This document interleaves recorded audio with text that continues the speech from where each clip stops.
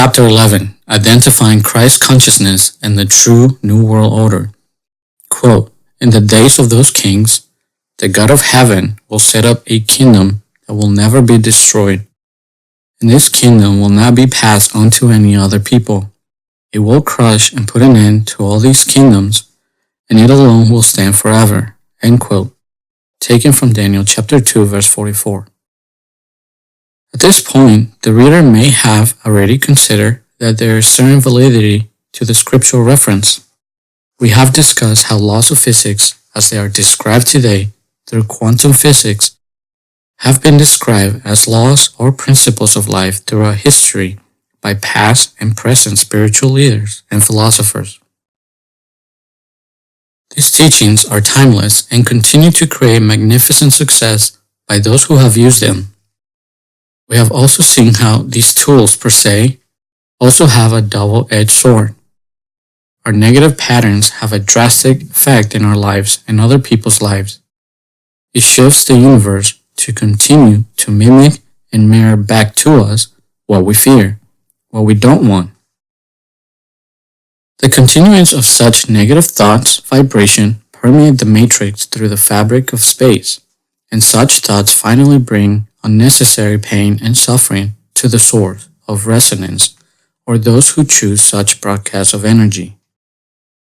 The universe will make us pay for those thoughts the way a parent will inflict punishment for misbehavior. We can either accept that discipline and correct our thinking and continue to perpetuate thought patterns of a positive nature, or we can continue to wallow on the negative until we pay the ultimate price, our lives. We have all seen the illustration of three monkeys, one covering his eyes, the second covering his ears, the third his mouth. Inscription relates the thought, see no evil, hear no evil, say no evil. Timeless counsel for those who will understand the powerful mind and how our creation is firmly established based on our habits of focus. But also we must be fully aware to identify a bucket of shit. If it looks like shit and if it smells like shit, it must be manure, and manure can be used as fertilizer. Unfortunately, we have seen the authorities of this world create horrific acts of violence and oppression throughout time. The books of history are filled with examples of massive wars between nations. Just during the last 100 years, more people have died in conflicts between nations than all the deaths caused by the collective known wars in the past. We have seen World War I, World War II, the Cold War, and now the War on Terror. People are more fearful about their lives than ever before, with no knowledge of how to break free. The nations are bewildered as to what to do. There are reports of central governments and nations creating a coalition, an alliance for combined action of governments in the world. The purpose? A call for a new world order where the world is controlled by one central world government. A governance by a group of elite members of society, where national boundaries are no longer recognized. People are skeptical, but these plans have been clearly inscribed in the Georgia Guidestones. The address is Guidestone Road Northwest, Dewey, Rose, Georgia 30634. Ideas of one world currency, one world religion, and one world social system overwhelm the internet and other sources that emphasize the idea of a drastic change. One of the more disturbing ideas from those who desire to establish this new order of things is that they wish to keep the world's population under 500 million. Considering that the world's population is over 7 billion, it is an understatement to say that they are trying to create a situation where mass genocide will take place. Of course, this is far from what universal policy requires, for love and love of principle would never consider or require such drastic and extreme measures to create a world where equitable living, where peace and security are the norm.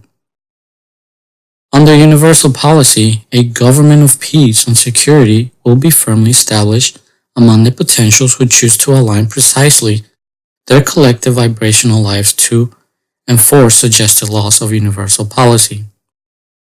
This will progressively qualify us to the perpetuation of the life of our quintessence onto eternity.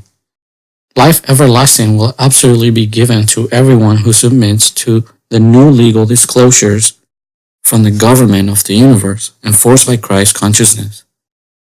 Some questions do arise. Who really rules the world?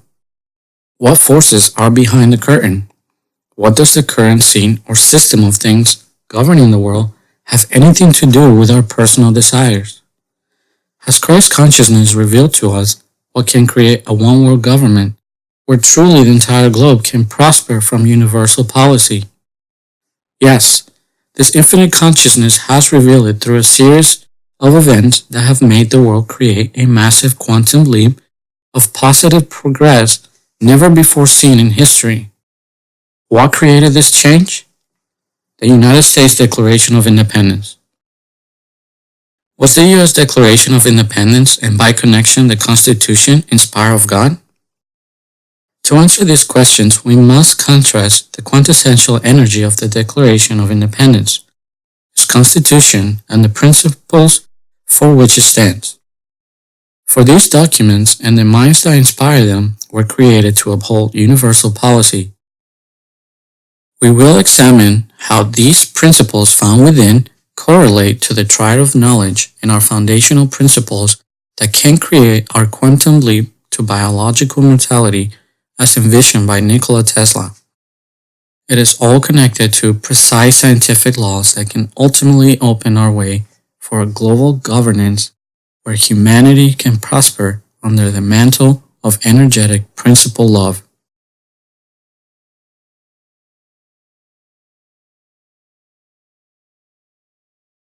A government under Christ consciousness influencing the mastermind or collective mind of the masses.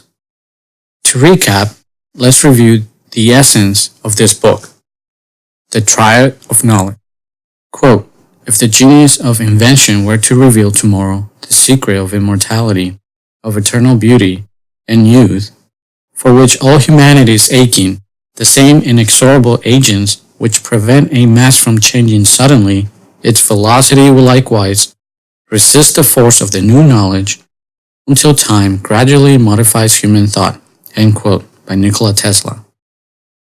Quote, truly I say to you that if you have faith the size of a mustard grain, you will say to this mountain, move from here to there, and it will move, and nothing will be impossible for you. End quote, Christ consciousness.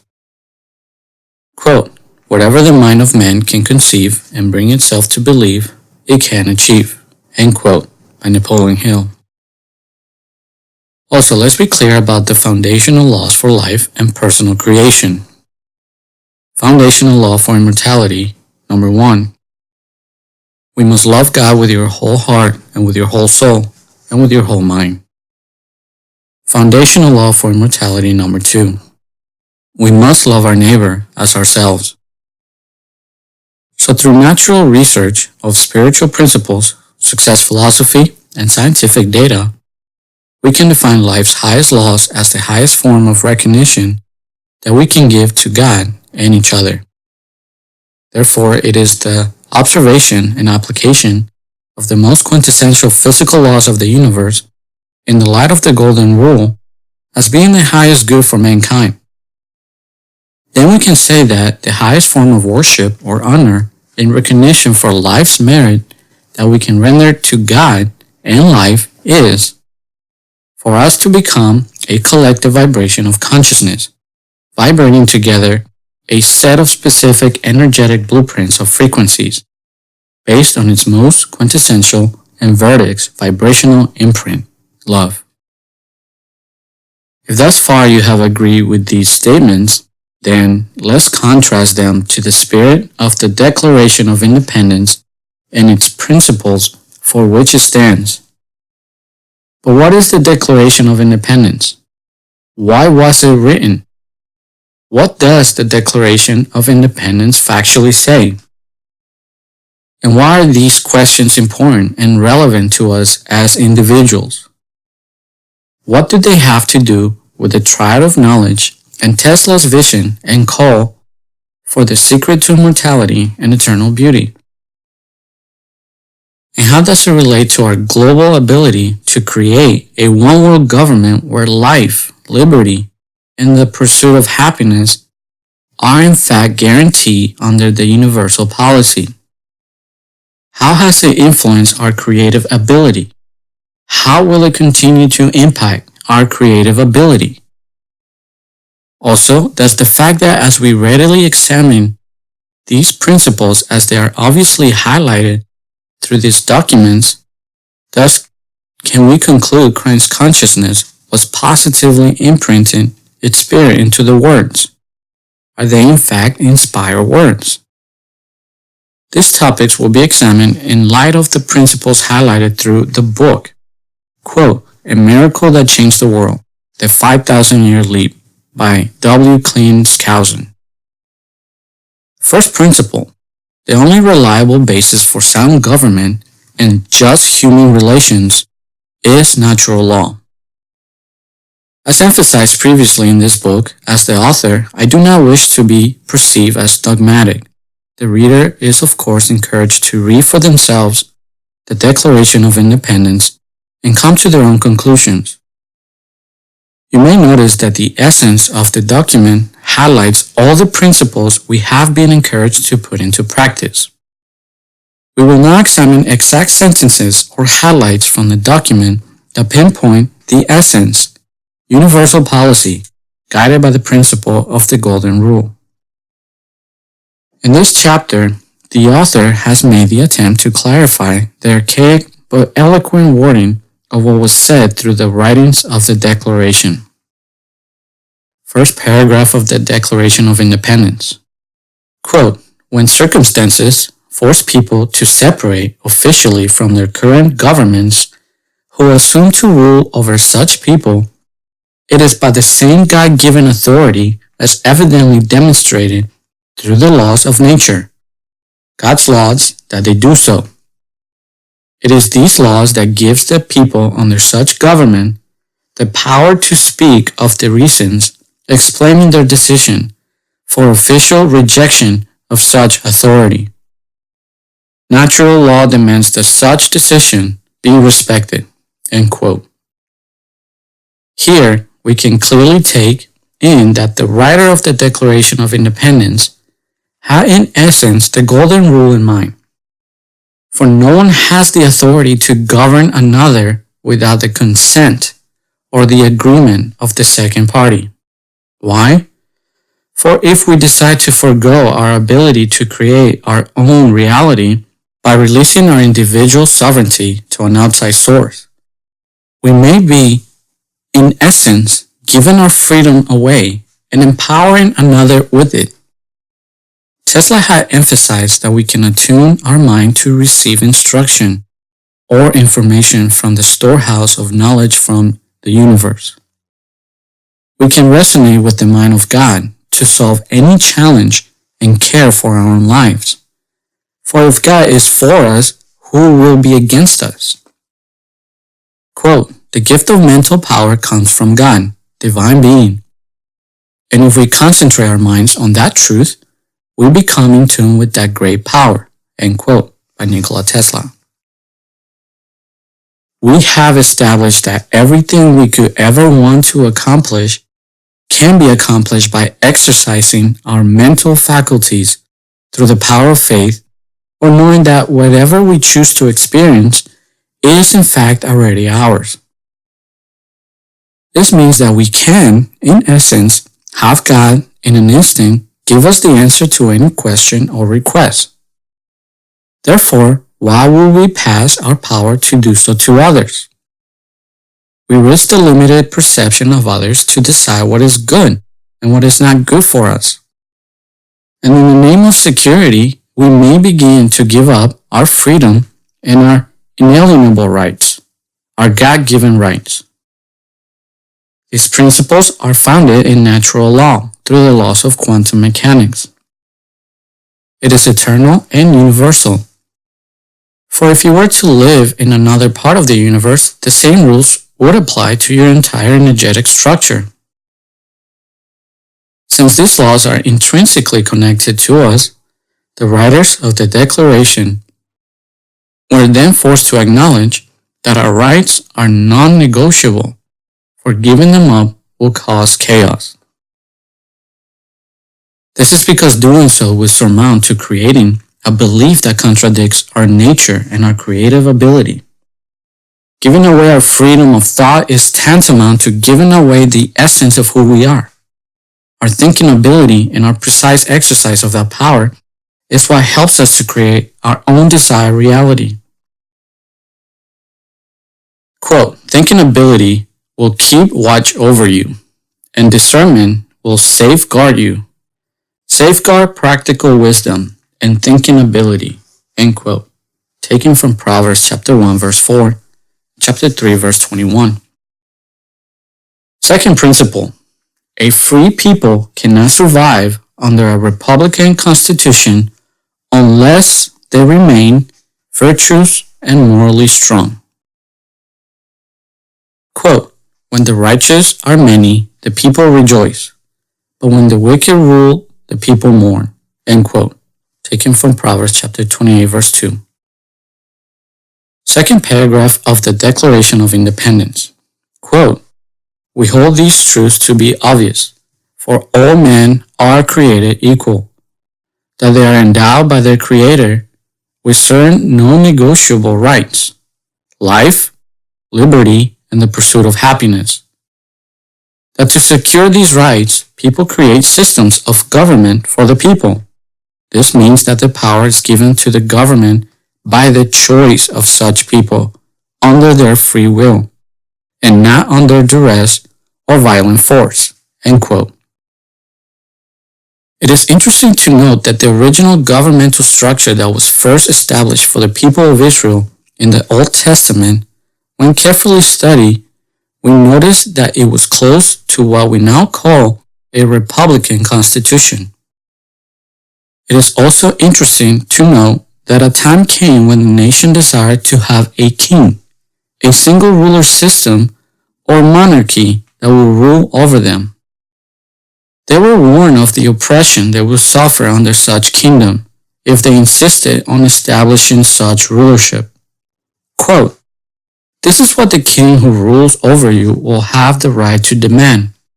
He will take your sons and put them in chariots and make them his horsemen, and some will have to run before his chariots. And he will appoint for himself chiefs over thousands and chiefs over 50s. And some will do his plowing, reap his harvest, and make his weapons of war and equipment for his chariots. He will take your daughters to the ointment mixers, cooks, and bakers. He will take the best of your fields, your vineyards, and your olive groves, and he will give them to his servants. He will take the 10th of your grain fields and your vineyards, and he will give them to his servants. The day will come when you cry out because of the king you have chosen. End quote. 1 Samuel chapter 8 verse 11 through 18.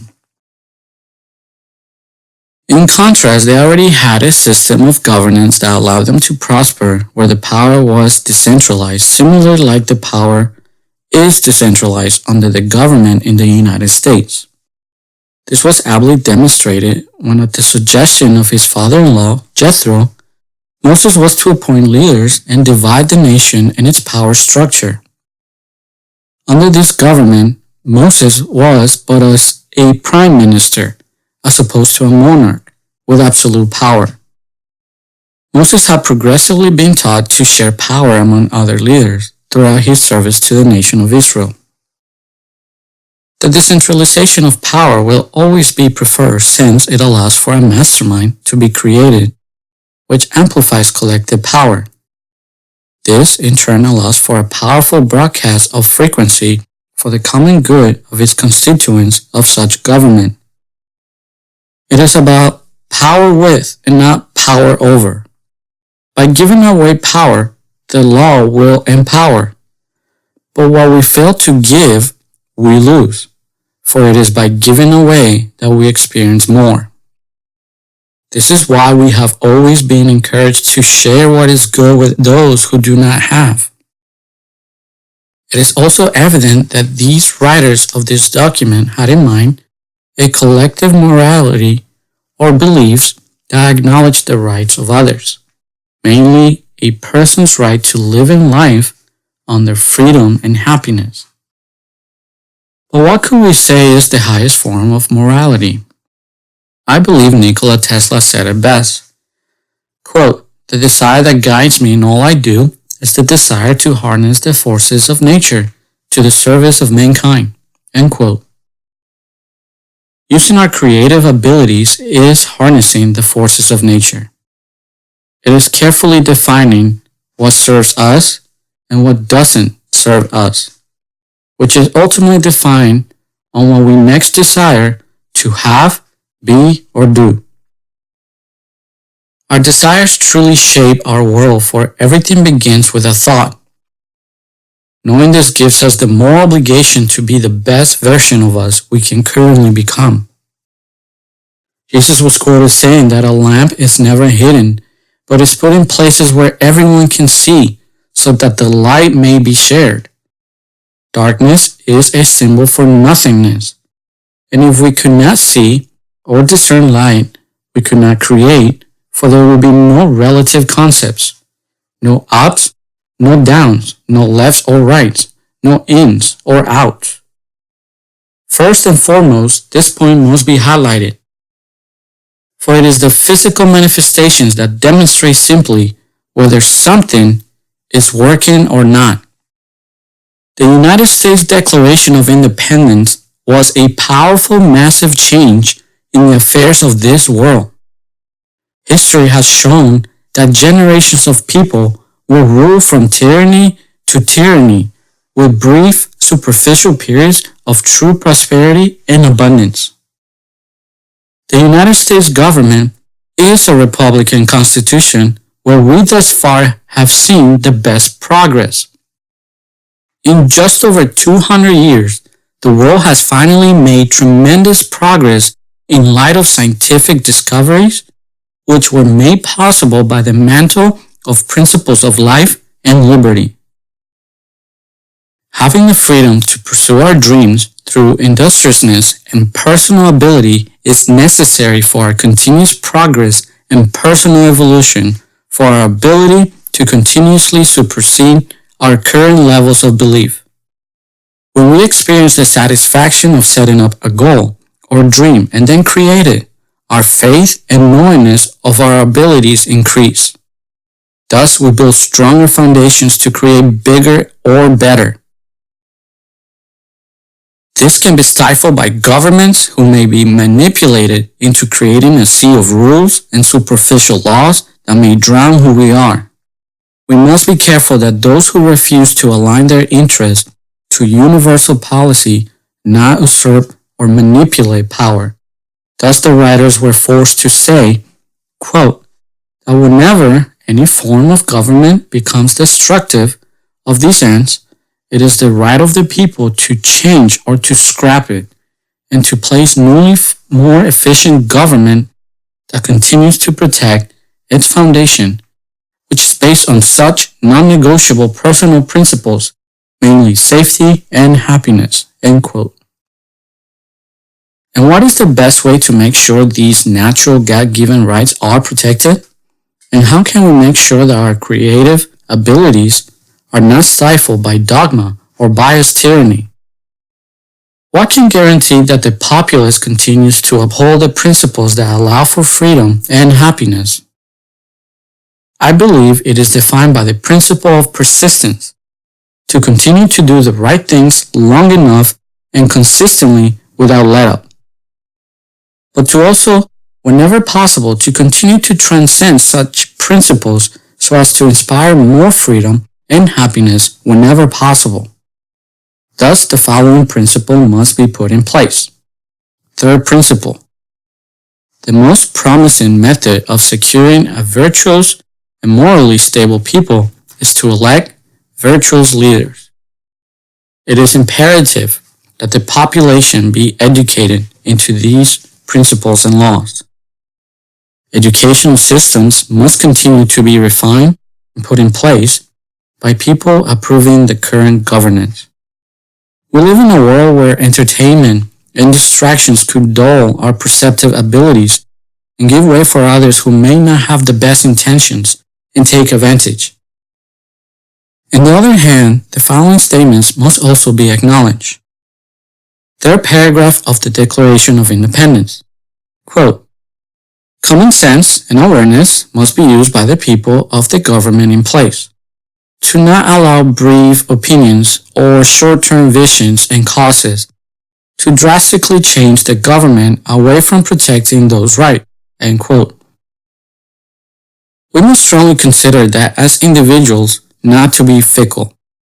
We cannot become so dependent on what the government may or may not do, afraid of every possible preconceived bias and evil conspiracy, to live in fear is counterproductive, and we may actually shift our experience.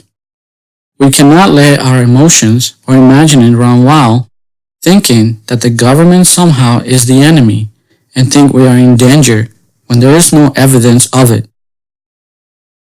We must take full responsibility for our lives and periodically check and be proportionally involved in such affairs. Public officials are that, public servants, and as such we can always use the grievance system through mastermind gatherings, but it will always be wise to direct our thoughts, treat, and think of our government to what it could become. This may be paradoxical and hard to perceive, but the laws of physics tells us it is true. For we will experience what others do to us because we judge them as so.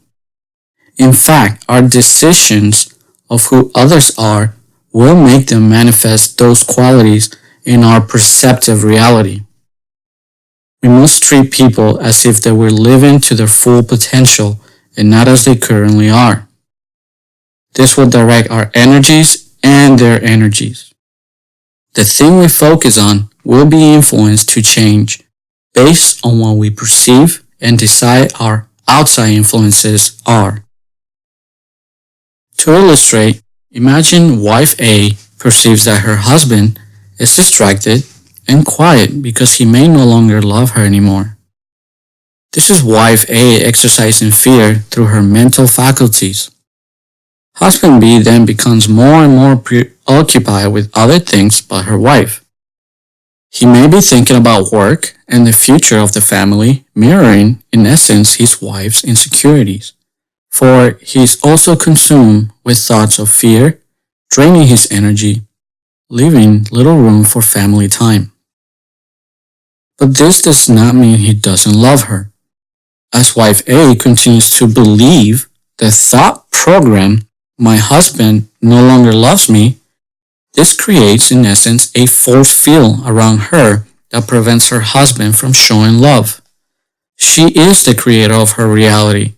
His thoughts may be enforced. As a result, he may want to participate in other activities such as TV, sports, or hobbies to relax and break from the exhausting exercise of fear. This is perceived by wife A as neglect. But husband B is doing this because he may want to restore his mental peace, so he may have the energy to be with family. But it is not possible because there are now two incongruent programs in their field. Husband B will battle to show love, and thus wife A will perceive that exactly what she believes, not being love. Wife A's belief about her husband may escalate to he doesn't love me because he thinks I am annoying, or there's someone more attractive, or he regrets marrying me, etc. This negative energy, as it escalates, depletes her and him, literally sapping positive energy from their life force.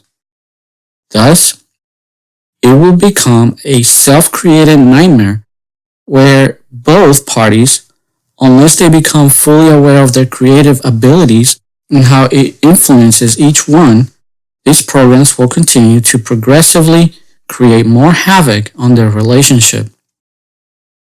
This may be why statistics say that first marriages have more than 50% chance of failing. and that second and third marriages have even greater percentages of failing. This is because the negative patterns of behavior are then brought to the next relationship. This applies to our personal relationship with money, authority figures, bosses, systems of thought, but more to the point and relevant to the chapter, our government. So let's make the agreement to think and speak of our governments as competent, able, virtuous, with the best intentions in mind, but not allowing our happiness to dissipate if we perceive the government as failing.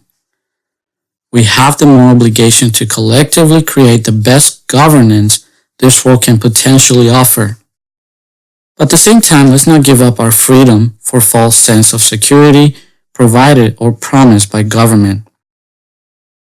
For if we believe that security is an expectation as opposed to a given, then we will collectively create a train of experiences challenging our security. Thus, we will perpetuate the state of being known as security expectation. Thus, we will always be in expectation, in need of it, and will live our life in insecurity perpetually. It is observably true that it is man's habit to endure suffering for as long as they can instead of removing the cause of their suffering, but that when such suffering persists and gets worse, then finally people will look for the cause and should remove the cause of the suffering. End quote. Fourth principle. Without religion, the government of a free people cannot be maintained. Quote, politics are the divine science. What is to become of an independent statesman? One who will bow the knee to no idol, who will worship nothing as a divinity but truth, virtue, and his country. End quote. John Adams, founding father. As we progressively expand on the fact that principles of love and life are founded on very precise laws, then we have no choice but to conclude that politics is our spirituality demonstrated practically. It is our religious beliefs that determine our spirituality, or the force of our spirit as defined by our mental agreements of what is true. This in turn demonstrate our politics, for they are deeply rooted in our spiritual beliefs. So what exactly did the writers of the Declaration of Independence have in mind? Quote, the founders, therefore, is a group of very independent, tough-minded men whose beliefs were based on empirical evidence and the light of careful reasoning, even their acceptance of things which are not seen, the existence of the Creator, were based on observable phenomena and precise reasoning. End quote. The well-known psychologist Abraham Maslow, in his book titled The Third Force, concluded after extensive testing that a mindset based on a spectrum of well-established beliefs, such as the founders possessed, definitely produces a higher quality of human behavior and more positive adjustment to the stresses of life. No doubt Cicero will respond to such a conclusion with the observation that these results should have been expected. Beliefs based on reason and self-evident truth bring a human being into harmony with natural law and the eternal realities of the cosmic universe. End quote. These paragraphs were fully quoted to the credit of the writer of the book, The 5,000-Year Leap, to emphasize the harmony of the idea of fully integrating our personal religion in alignment with universal policy as defined by the principles of love and the Golden Rule. Once these principles are continually introduced to the masses and future generations, it will in fact produce another quantum leap that will not take 5,000 years, but as Nikola Tesla said, quote, the day science begins to study non-physical phenomena, it will make more progress in 1 decade than in all previous centuries of its existence. End quote. This is why he was also forced to acknowledge and say, quote, if the genius of invention, science, were to reveal tomorrow the secret of immortality, of eternal beauty and youth, for which all humanity is aching, the same inexorable agents which prevent a mass from changing suddenly its velocity will likewise resist the force of the new knowledge until time gradually modifies human thought. End quote. Spirituality and success philosophy, guided by science and the study of the laws of our physical universe, must be fully integrated into the world's religions so as to transcend human dogma and bias. It will progressively be introduced, but it will happen just like German philosopher Arthur Schopenhauer said, quote, "All truth passes through three stages. First, it is ridiculed. Second, it is violently opposed. Third, it is accepted as being self-evident." End quote. Also, this philosophy will only be accepted through the following phenomena.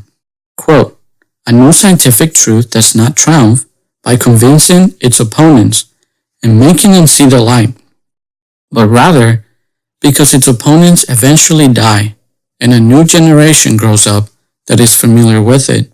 End quote, by Max Planck. There are absolutely more principles that govern the Constitution and reflect the spirit of the Declaration of Independence, but these will be discussed in later publications. For more emphasis, that we are in urgent need to re-emphasize its principles to the populace, mainly the United States. Modern-day Egypt, as above, so below. Referring back to the story of Moses in chapter 1, we discuss why it was a big deal to Jehovah, the God of the Hebrews, to prove his power over the Egyptian gods. For it was not in essence Pharaoh who had the power, but like a puppet being manipulated by higher frequencies, it was the higher-ranking angels in opposition to Jehovah who had full control. It was truly a battle of the gods with its obvious physical manifestations of their vibrations as they manipulated that event's energetic matrix reality. It was nothing but all malleable particle mass ready to be transformed to whatever they saw fit for such mass to become. It was all particles of energy defined by time and space being reshaped as these gods saw appropriate. It is highly likely that technologies were used to make these so-called miracles happen, but we're not certainly sure of it. For this reason, I feel that the events described in the Old Testament dealings with Egypt represent an appropriate symbol of our current paradigm. But are these tyrannical governments still ruling from the higher dimensional realms? Is the struggle of the gods in the so-called heavens a direct reflection of our current struggles? Is the current power struggle in today's world a result of the physical manifestations of the will of the gods ruling from their respective thrones? Is there in essence a modern-day Egypt where we have now become their slaves, where we are but pawns in their hands to do whatever they like, as demonstrated by the violent picturesque in the Old Testament and other holy books? If so, then doesn't that mean that we may have the collective ability to call for the acceptance of Christ's consciousness to influence our minds, so that in turn we may influence positively those who may have oppressed us from these higher realms? One thing is clear. The negative consciousness operating in the minds of this world must be clear if we are to have a chance at peace. On the offset of this chapter, we quoted a text describing that the God of heaven would establish a government that will never be destroyed. Then it will replace opposing forces that may resist a one-world government under Christ consciousness rule. This will force a bigger exodus where large masses of people will be liberated from the modern-day Egypt into a truly peaceful world. Whether it is literal beings or figurative forces being stopped, this process will give us way to finally truly create the collective world we are yearning for. With what result? Quote, "The righteous will possess the earth, and they will live forever on it, End quote, taken from Psalms 37 verse 29. The promise is that as we continue to exercise our freedom and align ourselves to universal policy under this new government, we will continue to progress to the point of resetting our quintessence to finally our original place. No longer corrupted by the unfortunate inheritance from past generations, we will be able to exercise our complete free will and creative powers and conquer the fear patterns that have been perpetuated through the ages. Thus, we will finally be able to qualify to get free access to the tree of life and live forever. As the true owners of the earth, we will finally fulfill our purpose, which is to care for our home and the animal kingdom. Some people may ask, won't the earth become overpopulated? This is impossible, for as we raise our vibration and creative abilities, we certainly will be able to inhabit other known worlds throughout the universe. And even if that was not the case, will we not be able to access higher dimensional earth realms and populate those worlds as readily and easily as this one? The laws of physics that govern the Earth's field of energy allow for an infinite amount of parallel Earths to exist, and as such, we can perpetually continue to inhabit Earth infinitely. The idea that we will live on Earth and live forever upon it is no longer an impossible notion. Quote, the Earth remains forever, end quote, taken from Ecclesiastes chapter 1 verse 4. Sources continue to fill people's minds that the Earth might be destroyed through a nuclear holocaust, or that a comet of epic proportions could completely pulverize the planet. Others believe that we may all be destroyed by some evil alien agenda, and certainly in a very literal way, that is exactly what the scriptural reference has been emphasizes when it describes the end. The only difference is that those who are currently holding power of the current state of affairs governing this world absolutely want to convince us that they themselves are the ones that are benevolent and the good guys who desire our best interests. They just forgot to tell us that they cannot and do not want to give us life because they themselves are dying. What we know for sure is that it is not going to happen like movie moguls want us to believe. Spiritual forces are absolutely coming, but not to destroy the planet and every inhabitant indiscriminately, but they're coming here to help fulfill universal policy. It is plenipotentiary's intention to establish the real new world order, where people will prosper and achieve biological immortality. The government of the universe has the will to save the literal planet from the destruction being implemented by the negative collective vibration of the human race, but it will not do it for us. We must accept and be aware of the instruction that is being given to us. Essentially, we may have come to terms that nobody is coming to save us and that the cavalry is us. Our very negative patterns of behavior threatens the very order of the entire physical universe, and our corrupt vibrational outputs will not be tolerated for much longer. Life must go on. Life will always find a way. A drastic change must be implemented to preserve the human race as a species. The earth will also be restored and built into a universal paradise. Quote, he will swallow up death forever, and the sovereign Lord will wipe all the tears from all faces. End quote, taken from Isaiah 25 verse 8. The future power structure of universal policy will bring about a drastic reset on our entire energetic matrix of particles defined by time and space. As we examined before, fatal accidents and natural disasters are only the proper physical manifestations mirroring back to us that there is something very wrong with our current mental paradigm. All cause of untimely death will be done away with, because the pieces that create all kinds of death can only exist under the present lower vibrational realms. They are creations and physical manifestations of the improper use of our imaginations, as fear gets encapsulated into our very essence. Under the new power structure, through powerful instruction, further understanding of the universal physical laws will be described in practical terms for all to apply and reverse the cause of our permanent negative output of energy. By developing new neural pathways, integrations of accurate knowledge of universal policy, we will progressively resonate higher until we qualify to manifest and be able to partake of the tree of life that is in the paradise of God. With eternal life as a natural resource, infinite life will make it almost impossible to experience pain or suffering. For whatever challenges we may face, feeling and knowing that we have acquired infinite time and space will equip us mentally to deal with them perfectly.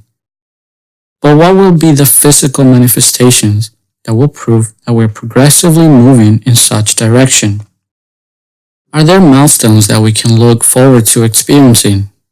Quote, "At that time the eyes of the blind will be opened, and the ears of the deaf will be unstopped. At that time the lame will leap like the deer, and the tongue of the speechless will shout for joy. For waters will burst forth in the wilderness, and streams in the desert plain." End quote. Taken from Isaiah 35 verse 5 and 6. Quote, "They will build houses and live in them, and they will plant vineyards and eat their fruitage. They will not build for someone else to inhabit, nor will they plant for others to eat. For the days of my people will be like the days of a tree, and the work of their hands, my chosen, will enjoy to the full." End quote. Taken from Isaiah 65 verse 21 and 22. Once the Prime Minister of the universe comes to take over the current power world order, the time will come when the powerful rulers of this world will not acknowledge its authority, for it is their personal authority and power that is being threatened. Just like an ambassador who uses diplomacy, Prime Minister and plenipotentiary will bring about powerful changes and benefits to the human race, thus showing that universal policy will only bring the best benefits to those who act in accordance with universal policy. In harmony with the illustrative description, nations will readily acknowledge the mountain of God being raised on top of every visible governmental system. Subjects of the world's governments will readily see that the benefits are better under the new power structure. To illustrate, it is known that there is a consistent flux of immigrants from third world countries that decide to move their livelihoods to more prosperous nations. Hispanics throughout the Americas will sacrifice everything at a chance of a better life in the United States of America. Third world countries in Africa have also seen massive numbers through the years move to Europe in search of the same prospects. They do this because they realize these countries can offer something better. It could be that they are leaving due to corrupt officials becoming parasites and destroy the value creation of the common people. Maybe incompetent rulership wastes resources in weapons and other dead-end items that cannot create the necessary advantages and needed basic necessities of life. People may be in constant fear of kidnapping for the ransom of what little resources they may have. Maybe crime cartels oppress people with mass criminal activity by stealing and forcing commoners to become addicts to drugs and addictive substances. Parents may leave their respective countries to protect their children for fear that they may be caught on a vicious cycle of different forms of slavery, such as forced prostitution and drug addiction. And even if some people manage to create a lifestyle where they have a measure of prosperity in these areas, their families and resources are in constant threat of being taken away from those who are envious, greedy, and parasitical. In the same manner, promises by this new government, by its visible physical manifestations, will prove that plenipotentiary's rulership under universal policy is better. Thus, many will be given ample opportunity to become kingdom citizens of that government to benefit from provisions. This will force many of the kings of the earth to acknowledge their incompetence to their personal rule and their higher dimensional master's authority. How? Because those who submit to universal policy and exercise their mind to align their energetic blueprint to that of the laws of the universe automatically qualify for the kingdom of the universe. The following will be some of the physical manifestations of the kingdom of the universe when in place, as well as some of its citizenship benefit. Quote, all the kings will bow down before him, and all the nations will serve him. End quote. Psalm 72:11. Quote, so he will startle many nations. Kings will shut their mouths before him because they will see what they had not been told and give consideration to what they had not heard. End quote. Taken from Isaiah chapter 52 verse 15. Quote, at that time you will see and certainly become radiant, and your heart will throb and overflow, because the wealth of the sea will be directed to you. The resources of the nations will come to you. End quote. Taken from Isaiah chapter 60 verse 5. Quote, and she will certainly become to me a name of exaltation, praise, and of beauty before all the nations of the earth, who will hear of all the goodness that I bestow to them. And they will be in dread and will tremble because of all the goodness and peace that will bestow on her. End quote. Jeremiah chapter 33 verse 9. I believe, in a very literal way, the United States has benefited in the way that these scriptures suggest, as a result of its acceptance and persistence of universal policy as defined by the Declaration of Independence and the Constitution. Nikola Tesla lived to create better and transcend this world, for his creations were known to be created for the ultimate benefit of mankind. Tesla wanted to give a system that would provide clean, safe energy that everyone could freely access. His vision of a world where the secret to immortality, youth, and beauty was not far-fetched nor far from probability, and he knew it. These realities already exist under the government of the universe and the fabric of space. Its reality exists because we already are able to perceive it in our imagination, which is evidence suggesting of its plausibility. We must remember that it is our absolute will to create it. Our collective consciousness is what will bring it into our reality. Our imagination creates and brings it into reality. It is up to us to raise our collective vibrations to match such frequencies. We must either expand or digress, grow or die. For if once we see those real physical manifestations in our real physical world and still stubbornly decide to support those who oppose the upcoming takeover of universal policy, our erratic quintessence will remain in us and we will not qualify to receive the citizenship to that government. We will become outsiders, outcasts, to still depend from those so-called kings of this world to provide. Like a plague, conditions will worsen, for it is the collective vibration that must continue to match those people's fear programs. What will be the end result? Although parasitical classes of people from this world may stubbornly decide to fight for their cause, for they hopelessly depend upon that system, the world outside of this new arrangement will continue to live progressively under the same arrangement. There will be two world orders. The first and the most prosperous will be the government of the universe established on earth by Prime Minister, where those who qualify to become citizens prosper and have gained access to a tree of life. The second is the perpetuation of this old world with the parasitical beings who may rule from behind, which may be currently in control of this world. We then will have the choice to either submit to the new power structure of universal policy or decide to continue without the support of the new established paradigm. The nature and ability that must persevere in us is to be able to apply and live up to universal policy, for it is the struggle and the fight for our mind that we must win and conquer. This will allow us to become part of a prosperous new world. We will see that we will have become a people with a military arsenal, for we will become a people who were trained to beat their swords and spears into creative tools for the benefit of others and learn war no more.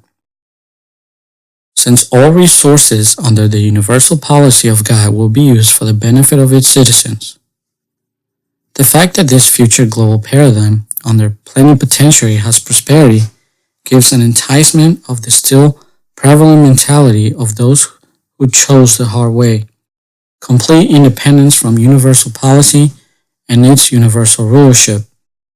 Meanwhile, qualified potentials will have made the earth into the kingdom of God physically manifested, a reflection of our God-given consciousness.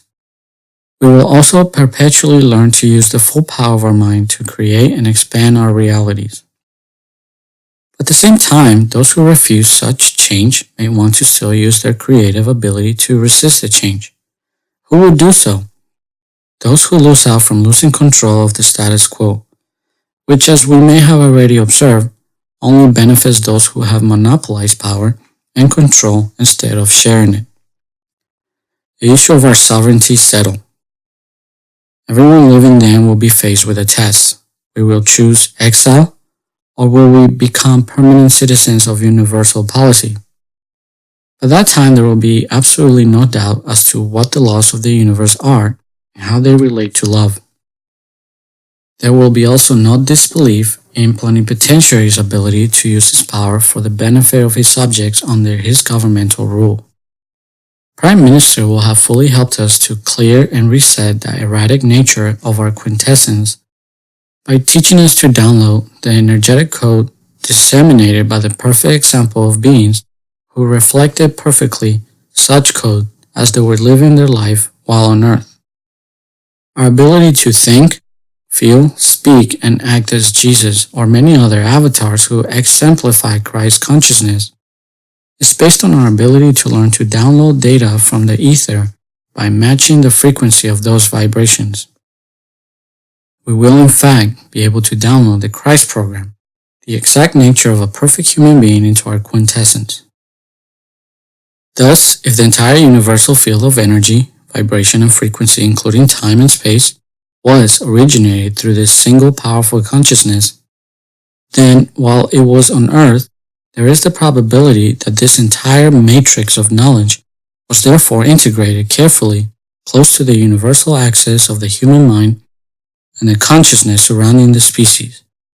We must but match the frequency of those vibrations to access all the secrets of the universe and its creation. The potential for growth and experience targets the mind. Christ consciousness may even help us to become aware of the knowledge that originated the point of singularity, a point of energy smaller than an atom, where all the infinite energy that we see in the universal field came from, including all the energy that is yet to be discovered, the Big Bang. This gives ample room for the possibility that, according to the latest data in science, in harmony with scriptural validation, there exists the probability of us potentially being able to do the same thing at the same point in the distant future. Could we then create powerful universes of energy with their own intelligent beings made in our image? Do not mark my words too hard, but remember what the Trial of Knowledge says. Quote, if the genius of invention were to reveal tomorrow the secret of immortality, of eternal beauty and youth for which all humanity is aching, the same inexorable agents which prevent a mass from changing suddenly, its velocity will likewise resist the force of the new knowledge until time gradually modifies human thought. If you want to find the secrets of the universe, think in terms of energy, frequency, and vibration. End quote, by Nikola Tesla. Quote, truly I say to you that if you have faith the size of a mustard grain, you will say to this mountain, move from here to there, and it will move, and nothing will be impossible for you. End quote, by Jesus Christ. Quote, whatever the mind of man can conceive and believe it can achieve. End quote, by Napoleon Hill. Provided we have become aptly trained and qualified to receive such privileges of power, anything is possible. Where will we be as individuals when these things begin to take place? So even if we find ourselves on a neutral ground from such spiritual wars, by still maintaining and sticking to our independence from universal policy, such decision could cost us the highest price. If we decide to use these abilities while still perpetuating this world, we may find the secret to immortality and the fruit from the tree of life almost impossible to attain. It would be risky to pursue this on our own without first accepting the fact that we must transcend the negative consciousness of this world. Tying it all together, we wish to emphasize that just like Napoleon Hill highlights in his publications, this entire book was written with the foundation that nobody has a monopoly over knowledge or understanding. We cannot have a monopoly over science, nor success philosophy. Even the scriptural references emphasizes that interpretations of it belong to God. But a careful study and research was done to bring to the forefront as many common grounds and denominators that give more comprehension of what the laws of physics say and how the universe works. These principles of knowledge were consistently applied to bring about this information in alignment with truth. This work is certainly not infallible and thus open to criticism and future integrated new knowledge. There will most likely be those who will violently disagree and take singled out sentences under their own point of reference to try to discredit this entire work. So like parasitical mentalities, many still do try to demonize the scientific, empirical evidence and credit it to the work of the devil. But just like Jesus and Tesla emphasize, it is only time that will ensure and let us know what fruitage will come from all this information. The tree will either produce rotten or fine fruit. Although there are thousands, if not tens of thousands of pieces of data that could add more validation to what has been transcribed through the pages of this book, it was not done so for the sake of time and simplicity. For it is also encouraged to any reader and researcher to gather unbiased conclusions through honest and sincere studies of all fields of knowledge. For it is also a fact that the laws of force and magnetic attraction will help establish empirical evidence in the minds of individuals who choose to do so. This we can be certainly assured that whatever you sow, you will also reap. For this will permeate everything we do, regardless of whether we believe it or not. We cannot wish the law of gravity away, for it is an established fact of science and empirical evidence. So in the same way, how could we deny to at least try to do our best to align our lives to the golden laws of the universe? We also certainly encourage you that you read and reread this publication as well as other suggested material that will add more frames of mind and fresh perspectives to these teachings. We also encourage you that you immerse yourself in audio material discussing the same things. In addition, integrated discussions on a regular basis with like-minded people who take this information seriously will help you integrate neural pathways that will unlock your individual potential. I personally have some suggestions as far as what groups you could join or meet with on a regular basis and thus cause tremendous benefit for your own personal cognitions and your own experience. I say this in harmony with the very basic principle of life that may be consistently ignored. Quote, if a brother or a sister is lacking clothing and enough food for the day, yet one of you says to them, go in peace, keep warm and well fed, but you do not give them what they need for their body, of what benefit is it? So too, faith by itself, without works, is dead. End quote. Taken from James chapter 2, verse 16 and 17. So too, myself, what good is it for me to write all these words and sentences without suggesting a system in which you can immediately plug into and create a mastermind to perpetuate now your own personal success and desired outcomes? This information has been shared under the foundational principle of the Golden Rule. For I believe I have the moral obligation to share what is good for others. For how can we improve the world if we don't? Sincerely, Julian Valderrama, author of Blueprint for Immortality. Recommended references. Read these books. Write them down and take notes. The first one, The Magic of Thinking Big by David Schwartz. See You at the Top by Zig Ziglar. The Secret by Rhonda Byrne. The Power, also by Rhonda Byrne. Think and Grow Rich by Napoleon Hill.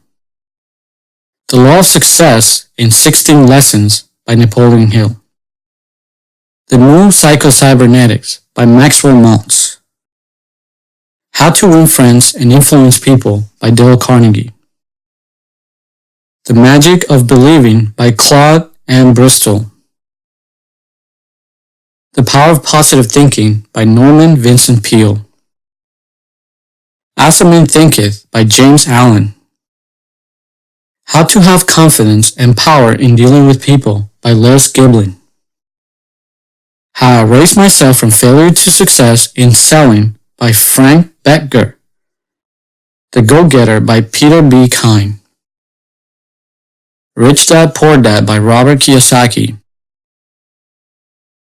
New World Translation of the Holy Scriptures, Reference Bible, and Bible and Tract Society of New York. Acres of Diamonds by Russell Conwell. It Works, the famous Little Red Book that makes your dreams come true. Know and Think Universal Secrets by Mark Hamilton. Know and Think Superpuzzle by Mark Hamilton. The 5,000-Year Leap, A Miracle That Changed the World by W. Clean Skousen. Also listen to the audios. Your Wish is Your Command, How to Manifest Your Desires by Kevin Trudeau. Also, all audios from the books previously listed. The following movies are also good references that illustrate the principles found in Blueprint for Immortality. Matrix Trilogy, Avatar, Kung Fu Panda, Frequencies, How the Universe Works, What the Bleep Do We Know, The Secret, Ancient Aliens from the History Channel, Zeitgeist the Movie, Zeitgeist Addendum, Zeitgeist Moving Forward. Also, The Universe, Microscopic Universe by the History Channel. The Fabric of the Cosmos, Universe or Multiverse, documentary by Nova and PBS. Obviously, there are a lot more references that can help us integrate this information, but for simplicity and emphasis, the basic lessons on these references are encouraged. For as we master these principles through both repetition and meditation, and as we examine these sources hundreds of times, we will ingrain its lessons more deeply.